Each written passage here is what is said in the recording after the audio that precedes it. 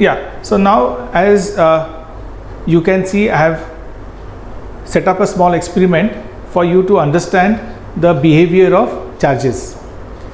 So here we have all this set of equipments which are found in our normal household. This is a bottle and this is a plastic pen. Now I am wearing a silk jacket. I can take this pen and if I rub this over, right? If I rub this over like I have explained to you, so what am I doing? I am trying to take some electrons from this jacket inside this pen. So sort of I have made this pen a negatively charged object. Okay, so now this is another material which is also plastic. It's pen. So this pen again I am going to rub, and the same way I am going to charge this particular pen again with a negative charge. Now when this particular pen is charged with a negative charge, and as I have said, even this pen has the same negative charge, and if I try to bring this closer because they are having the same charge, you will see from here that the pen will try to go away. So what is happening? It is trying to repel. If I try to do it from here,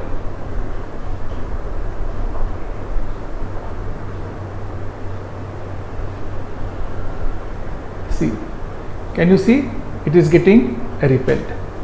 This is because both this plastic, whenever a plastic is rubbed on a silk, both of them acquire a negative charge.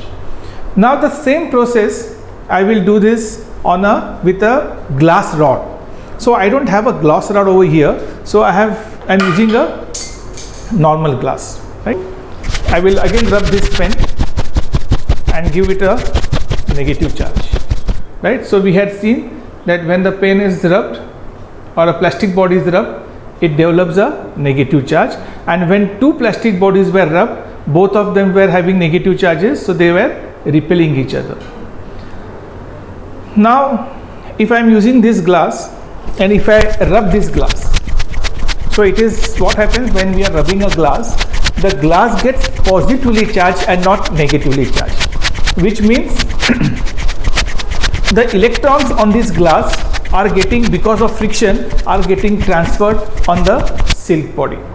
So this is getting,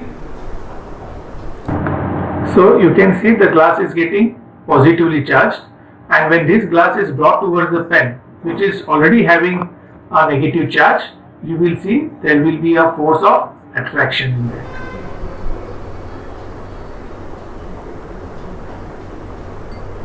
Look, the glass is attracting the pen. Can you see this?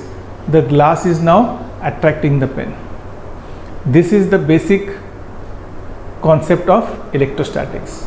So when I try to use this pen around this particular pen, or both of them are plastic, so they are like charges, so it is repelling. See, it is repelling with this like charges. But the moment I use a glass, you will realize that it is attracting the pen. See, it is attracting the pen. This is the basic part of electrostatics and charges, and these charges, or this development of these charges, leads to the basic concept of electricity. That's what we are going to study now. Thank you.